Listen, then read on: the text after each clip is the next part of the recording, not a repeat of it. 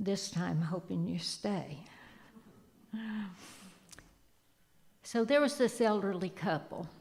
They noticed they were extremely forgetful. And so they decided to go to their doctor to get some advice to see if there was anything that he could advise them to do. He said, well, it's just part of the aging process. And if you really want to remember things, just write them down. So that sounded simple enough, didn't it?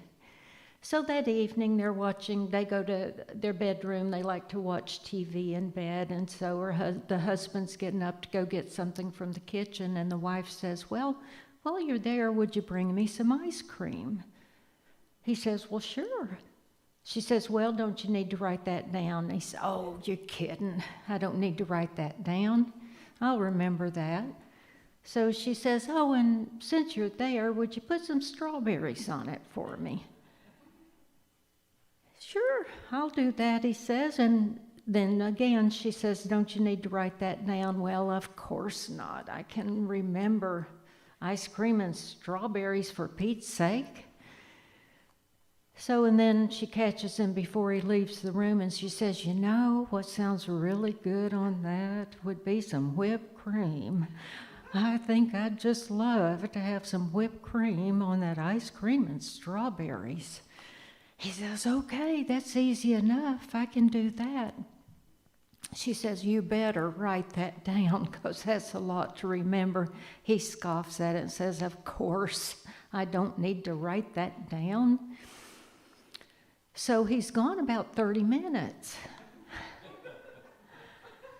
When he comes back, he hands her eggs and bacon. She looks at it, has a really disappointed look on her face, and she said, well, why didn't you bring me my toast?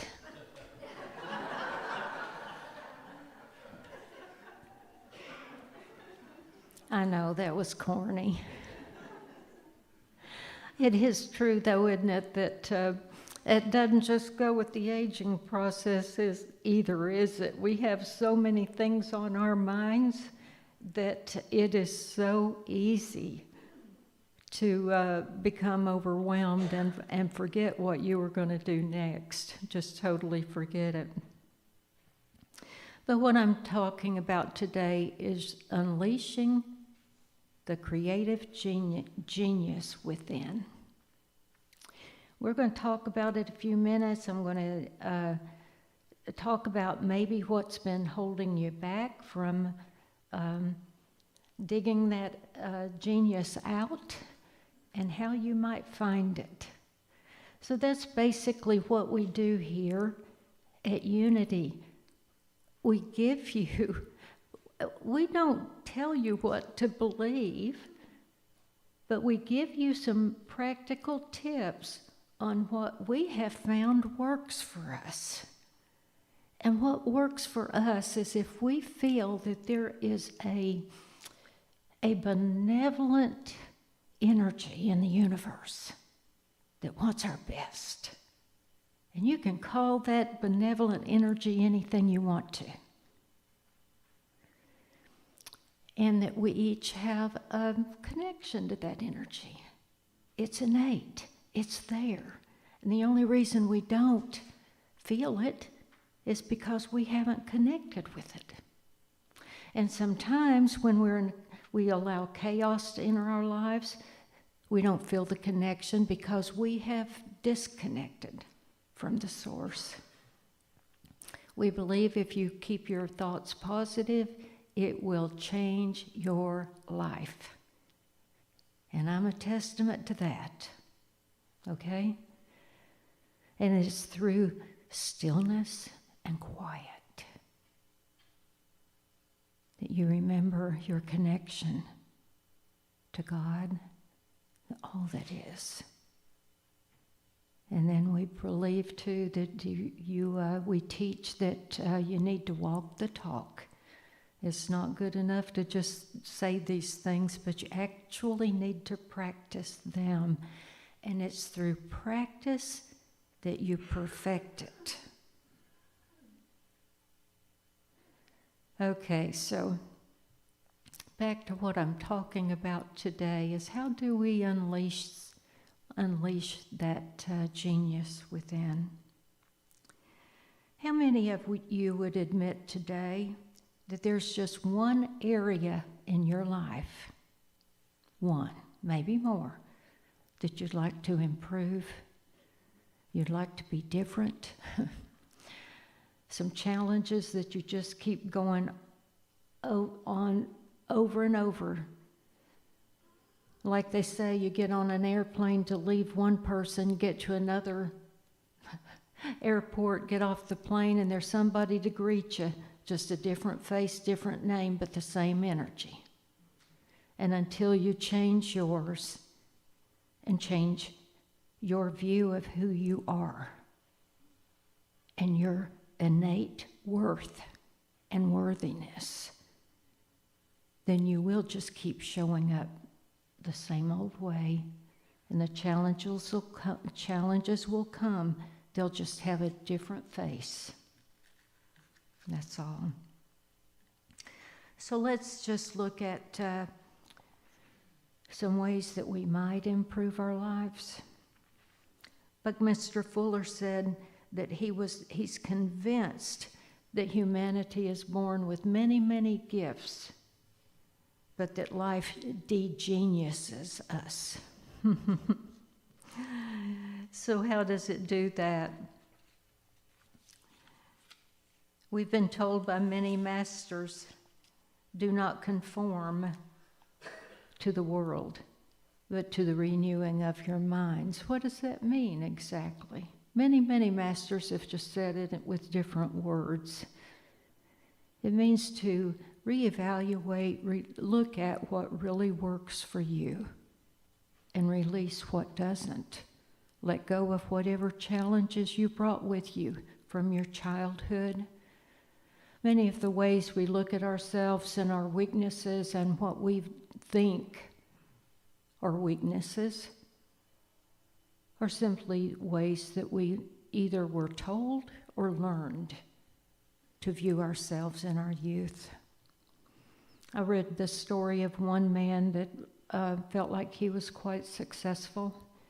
He was in law enforcement, and he did an excellent job, except that he had some really rough edges and never could really get along at an intimate level with people. He had a harshness to him. And he wanted to know why, because he couldn't have personal relationships, and he wanted those.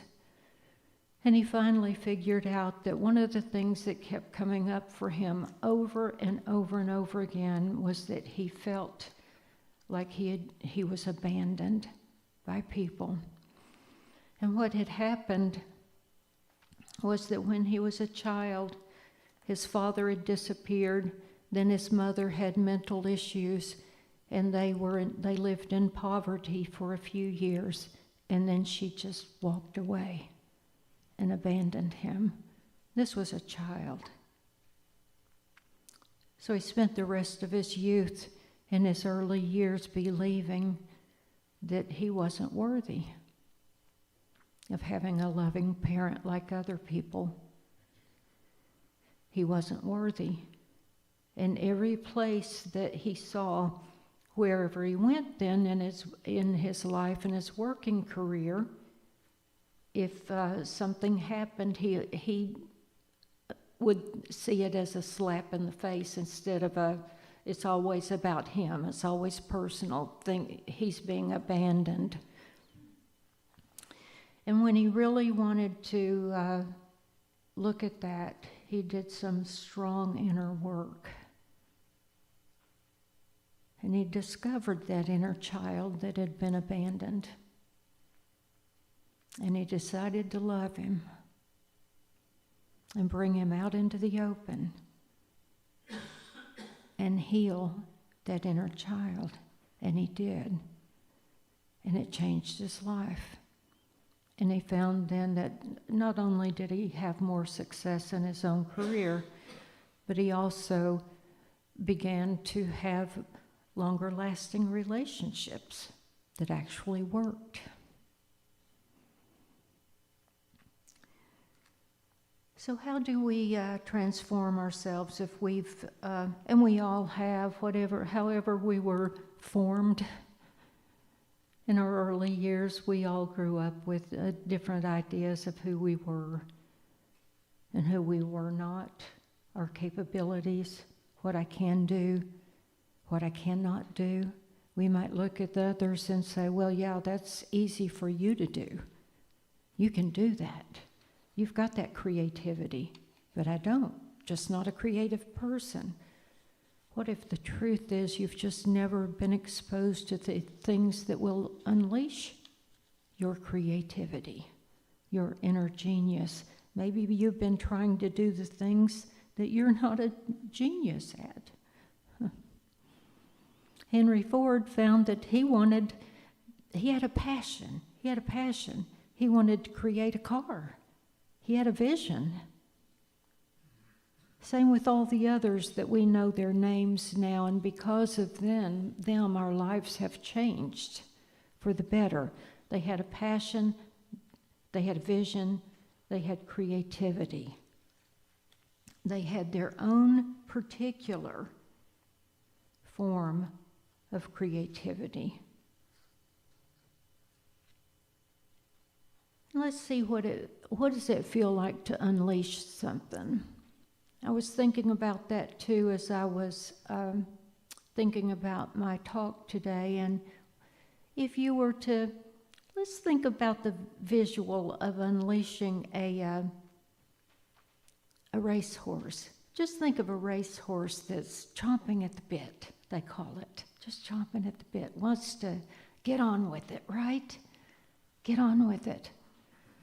What if there's a creative potential within you that's like that? Just wants to be loosened and to let go, but has never had the opportunity. Einstein said, everyone is a genius, but if you judge a fish by how he climbs a tree,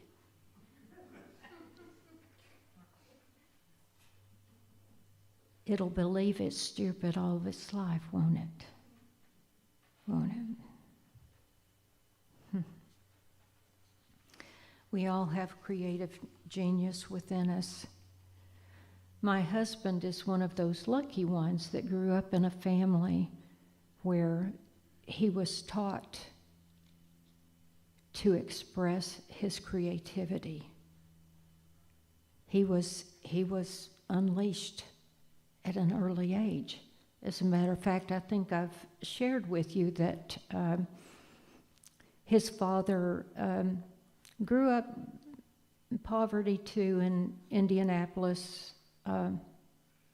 and he decided, though, that he wanted to go to college, so he put himself through Purdue, and he was an engineer, a civil engineer, and he was an engineer over the George Washington Bridge for Roebling and Sons in New York. The family, and Dan was a younger child. They were older when he was born, but his dad was also an engineer on the Golden Gate Bridge, and they have beautiful photographs of the Golden Gate Bridge without a floor. Just fascinating. But just his father was someone who would not allow his creativity to be held back. And don't know why that is with some people. They just have to express it. But they were in their 40s when they were no longer making suspension bridges in this country. And so his career was essentially over doing that, and about the only kind of job he could do would be an engineer of a county or something. So they went back to his wife's family farm in Indiana, and he decided to be a farmer, and he was successful at that too. But early on in their married lives, and she told me this several times, she repeated herself a lot. Talk about forgetfulness. If you, Dan would say about his mother, you would hear the same story over and over and over again, and sometimes it had a different ending. But she was scolding some of the children one morning for, they were arguing about who'd been the winner and who'd been the loser, and she was trying to teach them to be a graceful loser, whoever.